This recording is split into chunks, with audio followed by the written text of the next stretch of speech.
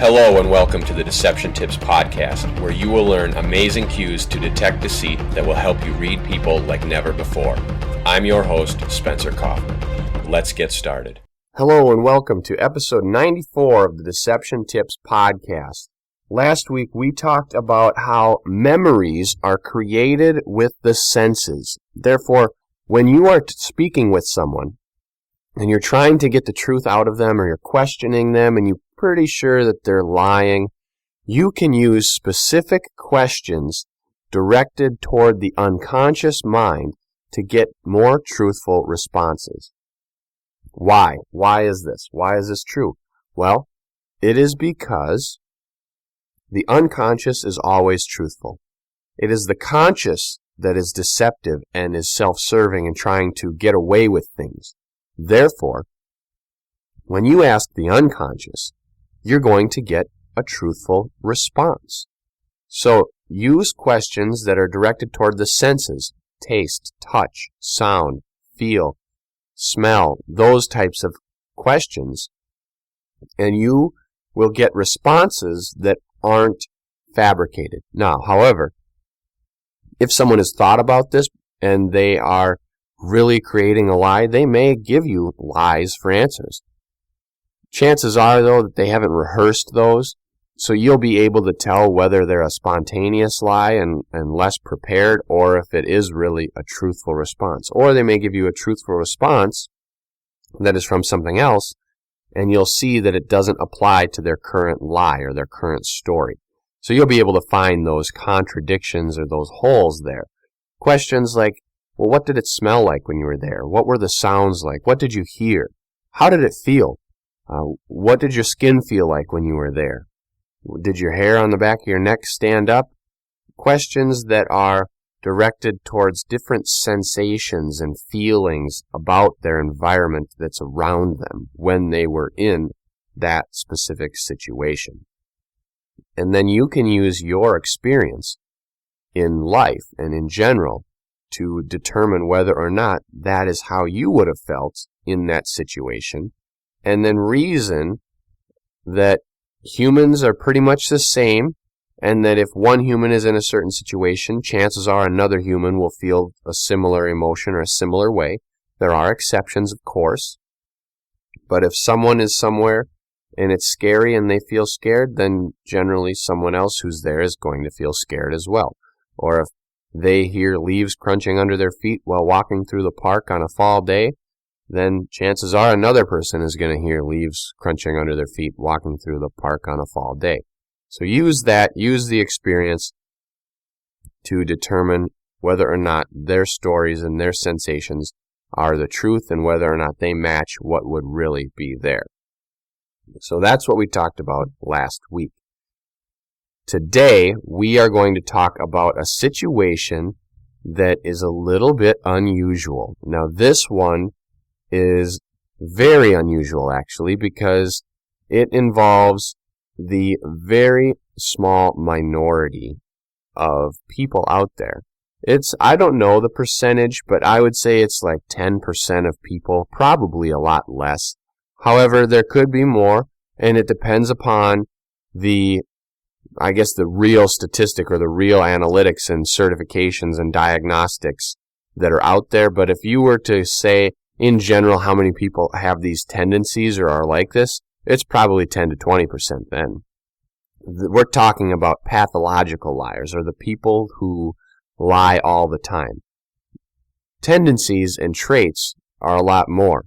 Actual disorder or diagnostics are a lot less, maybe 5%, 5 to 10. These people out there are people who they tell lies naturally. It is who they are. It's bred into them. They've become so accustomed and used to lying that it doesn't even faze them. They're unconscious and conscious. They don't even battle anymore. It's almost like their unconscious is used to lying or wants to tell these lies. It's like it's flipped. The lies have encompassed their whole being, and they believe these lies as truth. Now, these people are very smooth and very, usually they use them. The people who are famous pathological liars are the ones that you know of are criminals. Ted Bundy, for example, famous serial killer, pathological liar that was able to get anybody to come and follow him, or things like that. A lot of cult leaders could have been pathological liars. A lot of people say Hitler had to be a pathological liar just because he was able to tell a lie long and hard and get a bunch of people to believe it. It's up to, your own opinions and circumstances and whether you think someone is or is not. But there is a psychological disorder for pathological lying, so whether or not someone fits that criteria, you can look it up in the DSM or the Diagnostical and Statistical Manual if you really want. But enough about all of that. Let's get to the heart of the matter and the reason for this podcast. So here it is. This is deception tip number 94. Pathological liars may not display any leakage because they are so accustomed to lying. What's more is that their truths may show more leakage than a lie. Here it is again, deception tip number 94. Pathological liars may not display any leakage because they are so accustomed to lying. What's more is that their truths may show more leakage than a lie. So this is an indifferent situation. When someone is a pathological liar, as I said, they are used to lying. Lying is in their nature. When someone asks them a question, they respond, and it's a lie or it's not a lie. It's the same response. Doesn't matter. They have no physiological change. They have no remorse. They may have some remorse in some circumstances or bigger stuff, but generally they think nothing of it. They don't think twice. They are lying, and it's no big deal. They respond to things. It's a lie. It's a truth. They don't even think again on it. They have their conscience isn't there in the lying. It's almost like people who are serial killers. They have them as psychopaths or sociopaths. They don't have any remorse when killing. They don't feel any emotion like that. This is a different level. They don't have any remorse when lying. They don't feel any emotion with that. They don't have that. Therefore, when they lie, it's no big deal. They don't have anything second-guessing them. They don't show those signs of leakage because they don't inherently believe that lying is wrong. It's simply a part of their nature. It's who they are. They maybe later on could be taught that it's wrong, or maybe they would change or understand. That's why it's a psychological disorder. They can be treated. What's more is that their truths may show more leakage than a lie. This is because they aren't used to telling the truth. Therefore, when they tell the truth, it's uncomfortable, so that battle will go on. Normal, quote-unquote, people are used to telling the truth. They're uncomfortable telling a lie. Therefore, they show leakage. These people are used to telling lies. Therefore, they're uncomfortable telling a truth, so they may show leakage. Not always, but sometimes. We're going to dive a lot more into that little scenario and explain it and expand upon it, coming up right after this. Do you ever wonder if that smile from the person you're interested in is sincere, or is it merely polite? Spencer knows. He's published groundbreaking research on smile detection, and his books can give you more insight into what that person is really feeling. Welcome back to Deception Tip episode number 94, where we are talking about pathological liars and how they are used to telling lies. They are liars. That is what they are. That is who they are. They love telling lies, and they do it in normal conversation. It's just a part of who they are. They don't even think about it. It's one lie after another, no big deal. There's no remorse. Their conscience isn't prodding them or weighing down on them for lying, and they don't really show any signs of leakage when they tell a lie. Now, they may still have micro-expression leakage, but they're not going to be showing all of these contradictory behaviors, or the unconscious isn't going to be pushing for the truth, because even though the unconscious is always truthful, this is the exception to the rule.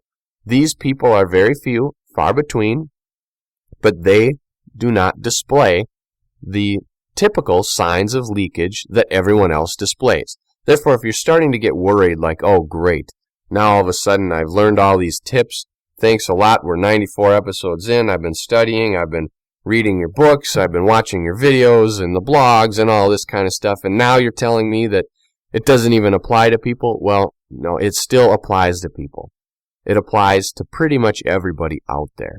I'm simply letting you know that there are certain people who are pathological liars that will not display the same tendencies as everybody else. It's fairly easy to spot these people because you'll know that, it's just one lie after another. It's coming out. They're usually very slick or sly. They're kind of like a con artist types. So you'll see them. You'll know them when you see them. Therefore, don't worry about not being able to spot their lies or spot deceit in anybody else, because these guys are rare. They're few and far between. What's interesting, though, is that since they don't have that battle between the conscious and the unconscious when they're telling a lie, is that they may display leakage when they are telling a truth. Now, this isn't going to be in normal little truths. It's going to be in something big, something that they really don't know if they should say or don't know if they should tell someone because they're so used to lying. So now all of a sudden they're going to tell a truth, and they may display this leakage because it's not normal for them. They're stressed about it. It's uncomfortable. They don't normally say stuff like this, so now this is a little bit uncomfortable for them.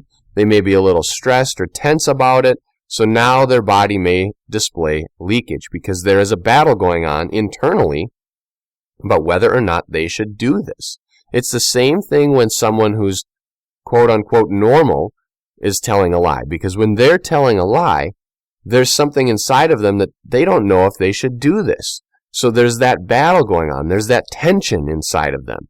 Well, when someone who is a pathological liar is telling a truth that they're not used to, there is a battle going on inside of them. It's not normal for them to do that. Therefore, there is that stress and tension. So you may see signs of leakage when these people are telling the truth. Now, does that mean they're lying? No. And how do you know if it's the truth versus a lie? Well, again, chances are you've been speaking to them for a little bit, so you will kind of see that, wow, a lot of stuff they're saying doesn't really make sense, or that was kind of a weird thing to lie about, or why are they lying so much? And then all of a sudden they say something else, and you're like, whoa, look at that sign of leakage. What's going on? And you'll say, well, was that true? And you can keep talking with them, and through other patterns of behavior and through a baseline behavior and through finding different signs of body language and maybe some leakage or deception, you'll be able to tell whether or not that one sign was in fact a truth or a lie. And the reason you'll be able to tell is because simply because they're a pathological liar doesn't mean that they don't display any signs of emotion or body language. No, they simply don't when they lie. Now, if you were talking to a psychopath or a sociopath, like psychopathic or sociopathic individuals, same term or same meaning, just different terms over the decades, those individuals, they are not going to feel that emotion, or they may not express that emotion. So if you're talking to them, that's a whole different ballpark. You probably need to study some psychology on that. But if you're talking simply to someone who is a pathological liar, they simply don't display information when they're lying. But they still display other signs and body language and emotion and stuff like that. So you'll be able to get a read and a feel for them in other conversation. And then when you see stuff when they're telling a story or lying, you can weed out, okay, well, that was leakage. Is it a truth or a lie? Well, they seem to be lying a lot, so that could have been a truth. Okay, let's get more into that. Why are they telling the truth? And if they start getting more and more uncomfortable, now you might be onto something. You might be finding what you're looking for. You might finally be getting the truth out of this person. Yeah, they may be very uncomfortable and try to change the subject or get away from you or whatever the case may be.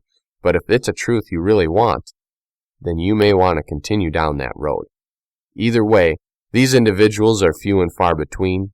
You probably know someone in your life that maybe is a pathological liar, or that has been deemed like he's kind of a crook or a con artist, or he's someone that kind of speaks out of both sides of his mouth or feeds you misinformation or says he's going to do stuff and doesn't do it or follow it. Those types of people are usually very scattered. They're very spread thin. They commit to tons of stuff and never follow through. So watch out for them. Steer clear of them just because it's better for your health. You can try to help them if you want, but whether or not they accept your help will be up to them and not under your control completely. Either way, watch out for them, pay attention, and steer clear if you can. I want to thank you for listening to this week's episode of the Deception Tips podcast. I hope that you'll share it with your friends, subscribe to the feed, take a look at the Deception Tips videos, the blog, and the books that I have available. And as always, tune in next week for a new Deception Tip.